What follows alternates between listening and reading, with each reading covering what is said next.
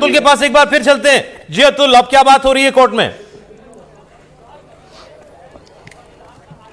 देखिए, supreme court ने कहा है सौरभ कि चुनौती जो है वो बिंदुवार बताई जानी चाहिए, और सिब्बल ने कहा कि धारा 3R को चुनौती दे रहा हूं। धारा 3 का प्रावधान यह प्रावधान करना कि उपयोगकर्ता द्वारा मौजूद वक्फ विवाद या सरकारी संपत्ति को छोड़कर वक्फ के रूप में रहेगा। आखिर मैं राज्य के अधीन क्यों रहूंगा जबकि पर्सनल लॉ इस्लाम का है। सिब्बल ने कहा कि धारा 3A(2) वक्फ अल औलाद के गठन से महिलाओं को विरासत से वंचित नहीं किया जा सकता।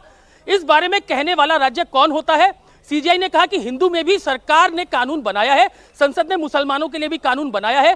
सीजीआई ने कहा कि अनुच्छेद 26 धर्मनिरपेक्ष है, सभी समुदायों पर लागू होता है। सिब्बल ने कहा कि इस्लाम में उत्तराधिकार मृत्यु के बाद मिलता है, वे उससे पहले ही हस्तक्षेप कर रहे हैं।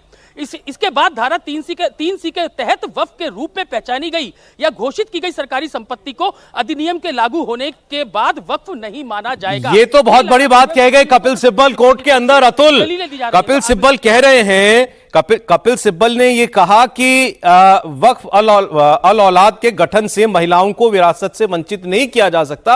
राज्य कौन होता है यह बात कहने वाला?